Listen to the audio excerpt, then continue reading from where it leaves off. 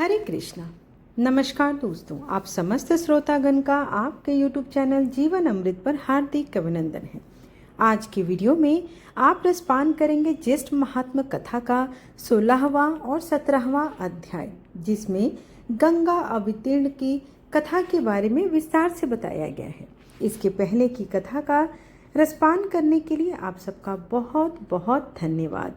कथा अगर आपको अच्छी लगे, वीडियो पसंद आए तो वीडियो को एक लाइक और कमेंट में हरे कृष्ण अवश्य लिखें। आप सभी से अनुरोध है कि कथा का श्रवण संपूर्ण करें। अगर आप ये कथा पहली बार सुन रहे हैं तो आज की कथा का रसपान करने के पश्चात मेरे चैनल पर ज्येष्ठ महात्मा कथा 2025 उपलब्ध है, वहां से जाकर पीछे की कथा का आप रसपान कर सकते हैं, क्योंकि सारी कथाएं एक दूसरे से जुड़ी हुई है। ऐसा करने से आपको कथा समझने में आसानी होगी। स्कंद जी बोले, हे विप्रों, उसके पश्चात राजा भगीरथ निष्कंटक राज्य कर अपने पूर्व पितरों के समाचार सुनकर अत्यंत उदासीन हो गए और समस्त राज्य तथा कोश को अपने पितामह राजा सगर के अधीन कर उनकी आज्ञा लेकर दारुण तप करने के निमित्त तपोवन को चले गए। श्री शिव जी को प्रसन्न करने के लिए निराहार रहकर स्थिर चित्त से पंचाक्षरी मंत्र ओम नमः शिवाय का जप करने लगा तथा 10 वर्ष पर्यंत दिन रात एक पैर से स्थित रहकर जल मात्र आहार करके तथा वायु पीकर तप करने लगा। इस प्रकार तप करते हुए जब राजा भगीरथ को बहुत समय बीत गया, तब भक्त वत्सल श्री शिव जी महाराज स्वयं वहां आकर प्रकट हुए। भगीरथ की भक्ति के वशीभूत होकर जब वर देने के लिए श्री शिव जी महाराज स्वयं वहां पर आए, तब राजा भगीरथ ने शिव जी को देखकर और प्रणाम करके उच्च स्वर से मधुर वचन बोले। भगीरथ कहने लगे, हे शिव शंभो, आपको नमस्कार है। हे सबको सुख देने वाले, हे जगन्नाथ, आपको नमस्कार है। हे विश्व के सर्जनहार, रजोगुण स्वरूप आपको नमस्कार है। हे पालनहार, सत्व गुण स्वरूप आपको नमस्कार है। हे सबके पालनहार, कर्मों के फलदाता, भुक्ति और मुक्ति के दाता, मन कर्म वचन स्वरूप ब्रह्म विभूत होकर आपको नमस्कार है। वायु को अंदर रोककर ध्यानशाली योगी लोग जिस निरीह शंभु को देखते हैं, उन सदाशिव को सदैव नमस्कार है।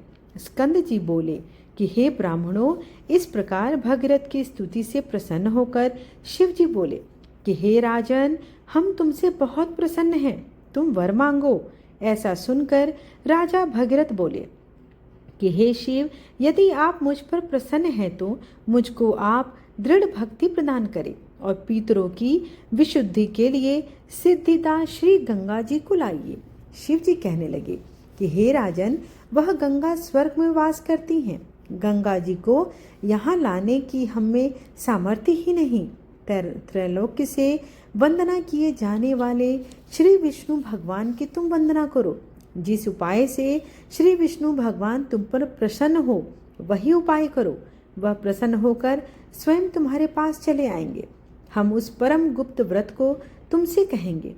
हे राजन, प्रथम सूर्य पुत्र ने भगवान विष्णु की स्तुति की और नमस्कार कर उनको प्रसन्न किया। प्रसन्न होकर भगवान विष्णु ने उस गोप्य व्रत को करने के लिए उनसे कहा और उसकी विधि भी बताई। उसके पश्चात बहुत दिनों तक भगवान विष्णु ने उस व्रत को गुप्त रखा। इस समय उस व्रत को मैं तुमसे कहता हूँ, तुम विधि पूर्वक उस व्रत को करो। ज्येष्ठ मास में प्रातःकाल उठकर विधि पूर्वक स्नान करो तथा वामन भगवान का पूजन करो। पंचाग्नि का सेवन, ब्राह्मणों को दही चावल का दान करो और श्रेष्ठ जल दान करो। इस प्रकार 1 मास तक व्रत करने से भगवान प्रसन्न होंगे और समस्त पापों का नाश करने वाली इस स्वर्ग वाहिनी गंगा को लाएंगे। श्री शिव जी के वचनों को सुनकर राजा भगीरथ ने शिवोक्त व्रत को किया। उस व्रत के अनुष्ठान मात्र से ही श्री विष्णु भगवान राजा भगीरथ के समीप आ गए।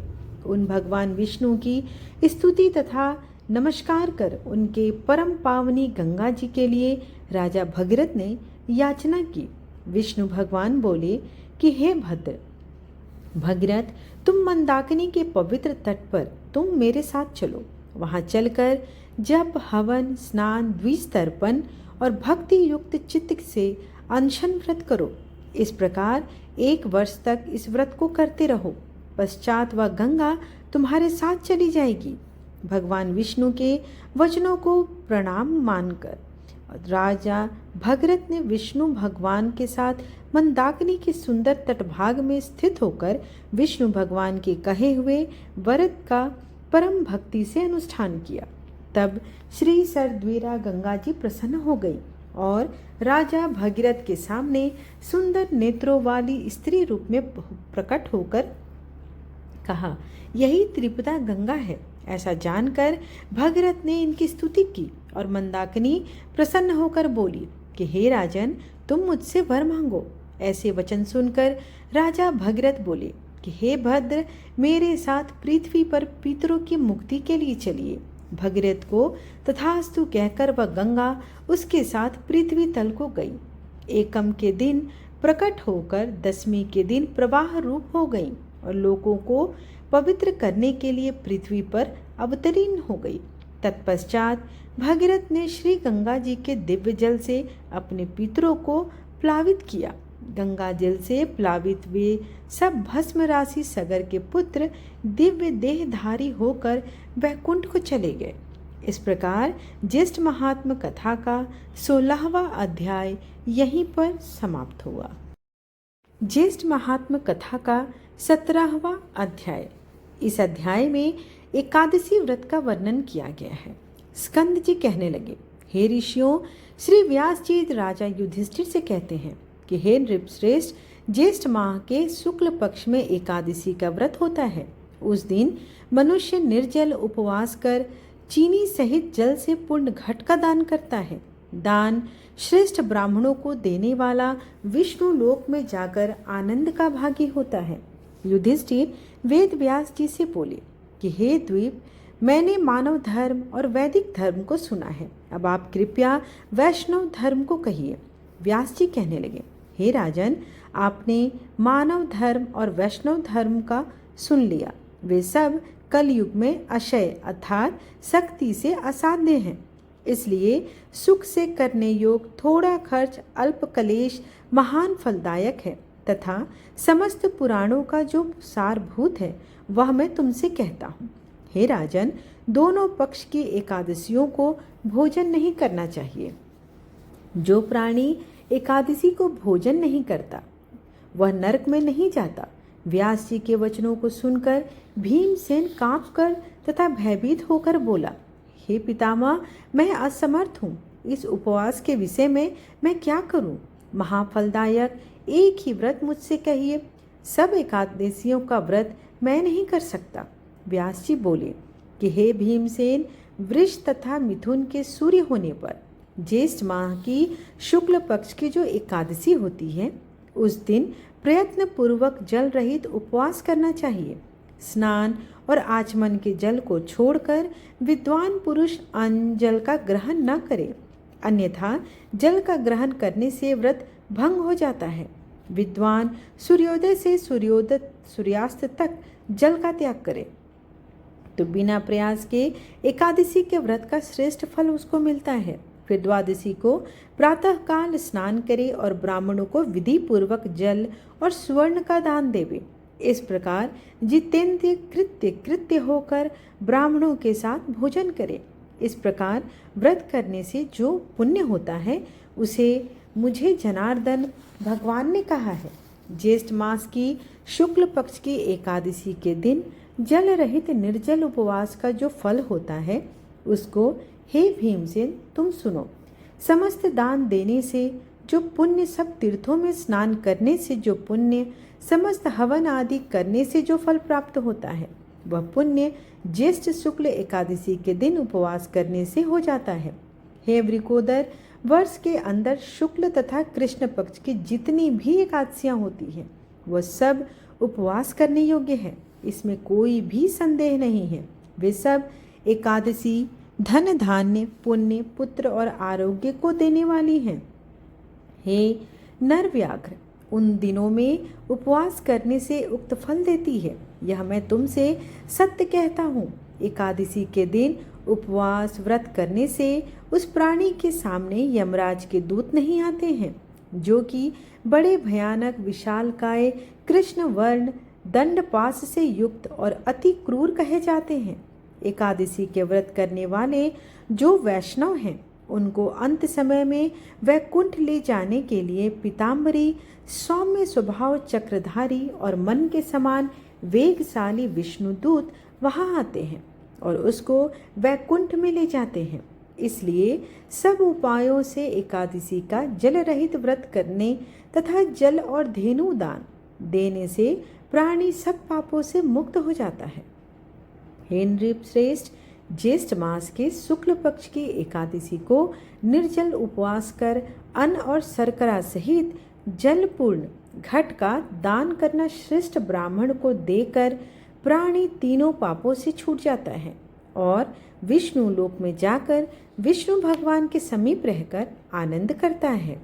इस प्रकार ज्येष्ठ महात्मा कथा का एकादशी व्रत वर्णन 17वां अध्याय यहीं पर समाप्त हुआ। आइए अब आरती करते हैं। ओम जय गंगे माता श्री जय गंगे माता, जो नर तुमको ध्यावत मन वांछित फल पाता। ओम जय गंगे माता, चंद्र सी ज्योत तुम्हारी जल निर्मल आता। शरण पड़े जो तेरी सो नर तर जाता। ओम जय गंगे माता, पुत्र सगर के तारे सब जग को ज्ञाता। कृपा दृष्टि तुम्हारी त्रिभुवन सुखदाता। ओम जय गंगे माता, एक ही बार जो तेरी शरणागति आता। यम की त्रास मिटा करे परम गति पाता। ओम जय गंगे माता, आरती मातु तुम्हारी जो जन नित्य गाता। दास वही सहज में मुक्ति को पाता। ओम जय गंगे माता, जो नर तुमको ध्याता मन वांछित फल पाता। ओम जय गंगे माता। ओम जय जगदीश हरे स्वामी, जय जगदीश हरे। भक्त जनों के संकट क्षण में दूर करे। ओम जय जगदीश हरे, जो ध्यावे फल पावे। दुख बिन से मन का सुख संपत्ति घर आवे। कष्ट मिटे तन का। ओम जय जगदीश हरे। मात पिता तुम मेरे, शरण गहूँ मैं किसकी। तुम बिन और न दूजा, आस करूँ मैं किसकी। ओम जय जगदीश हरे। तुम पूर्ण परमात्मा, तुम अंतर्यामी पार ब्रह्म परमेश्वर, तुम सबके स्वामी। ओम जय जगदीश हरे, तुम करुणा के सागर, तुम पालन करता। मैं मूरख खल कामी, कृपा करो भरता। ओम जय जगदीश हरे, तुम हो एक अगोचर, सबके प्राणपति। किस विधि मिलूं दयामय, तुमको मैं कुमति। ओम जय जगदीश हरे, दिन बंधु दुख हरता। तुम ठाकुर मेरे, अपने हाथ उठाओ। द्वार पड़ा मैं तेरे, ओम जय जगदीश हरे। विषय विकार मिटाओ, पाप हरो देवा। श्रद्धा भक्ति बढ़ाओ, संतन की सेवा। ओम जय जगदीश हरे, तन मन धन और संपत्ति, सब कुछ है तेरा। तेरा तुझको अर्पण, क्या लागे मेरा। ओम जय जगदीश हरे, श्री जगदीश जी की आरती, जो कोई नर गावे। कहत शिवानंद स्वामी, मन वांछित फल पावे। ओम जय जगदीश हरे, स्वामी जय जगदीश हरे।